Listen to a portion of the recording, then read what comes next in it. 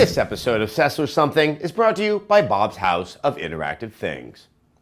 Well, hello everyone. This is our new game lab. As you can see, we are just moving in, putting it together. So it should come to a form in the background in the weeks to come. So it should be very exciting. Also, I have some very exciting news. We have named the show. It is now officially SESSLER'S Something. Most of you actually wanted us to keep the name that way, and the more we thought about it, it just sounds right. Yeah, it just plain sounds right. So welcome to the first official SESSLER'S Something.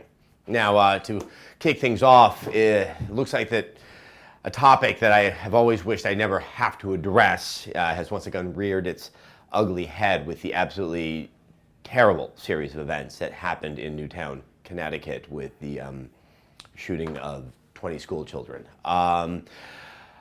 These things tend to have a pretty big effect on me. I've been doing this for 14 years, and I have very keen memories of 1999 when the Columbine shootings happened, and I watched the stories in the paper. They would mention doom maybe on page 5 of the New York Times, and the following day it went to page 2, and then it was suddenly on the front page. And just by virtue of the fact that I was standing in front of video games, I became the, I received several death threats, and one, I remember eating a burger when I read it online, and it said, if I got raped and murdered in a New York alley, justice would be done. And I have a distinct memory of how the taste of that burger in my mouth changed. As a result, and unfortunately because there have been so many of these incidents since then, I tend to have an instinct that makes me want to kind of crawl into a hole and just see how the whole thing goes. The one thing I would say, contrasting then to now, because a lot of you sort of reached out, be it on social media or something like that over the weekend, really seeing this as a beginning of another attack on video games, and I can say emphatically that's not going to happen. This is nothing like what it was back in 1999. There have been some statements made. Jack Thompson said something. I believe Joe Klein from Time made a comment, as did Joe Lieberman. But these really seem to be in the minority. I think the really horrible nature of what happened in Connecticut is really keeping people from trying to find these seemingly BS causalities. I mean, it is something that you really can't grandstand on, because just the sadness and the tragedy of it is just a little bit too much to bear. That's not to say that, despite the fact that this isn't a video game thing, that this didn't have some sort of strange impact, at least on me. I attempted to play games over the weekend. I wanted to finish up some stuff for Best of the Year. And I found that, you know, those games that I have been playing, where there's guns and there's violence, it just didn't feel good to be doing it. I really kind of noticed that the abstraction that usually is a gun in a first-person shooter seemed a little bit more canny than it has in other times when I'm sitting down to play the game. And I just felt like I needed to get a little bit of distance. And I sat down and played Journey and Unfinished Swan for something that is sort of a different experience. And it really has allowed me to reflect. And I think I've felt this way in years past when, you know, suddenly the real world becomes a little bit, it intrudes a lot on what I do for a living and the role of violence that we do see in a lot of video games out there. And I really start to reflect on it, that, you know, at the end of the day, while there is a large swath of what makes up a game, if you look at what games are very popular, and definitely are very popular with young men, the primary mode of interaction is a violent one. It tends to be killing someone else that's playing online, or just killing kind of, you know, what an avatar would be of the AI of the computer. And the fact is, I enjoy it.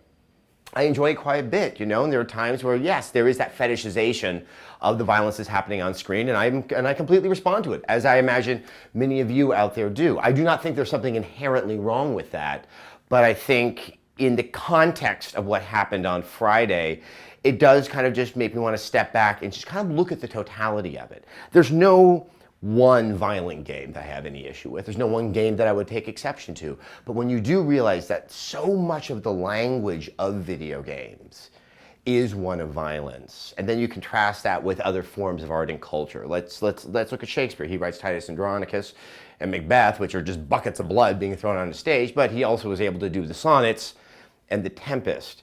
And we aren't at a point yet, I think, in game design where we have that level of contrast. And as a result, I think that's where discomfort from those who don't understand the language of games, and they get anxious when these things happen, and they kind of look to video games, if not as a scapegoat, but it's something that's kind of illustrates something symptomatic that's happening in our society and in their minds, youth culture. And I don't have an answer for that. I know that I like this, and I know that a few days from now, I'll probably go back to playing Far Cry 3 and finish up Assassin's Creed 3. But it does make me wonder, why is it so satisfying? Why is it so intriguing? You know, what statement are we making about our current condition that something like that really is the way that we want to interact with one another? Why is that the fantasy interaction we've always wanted to have? I don't have an answer for that, and while I ponder it, I think I'm going to play a little more Journey.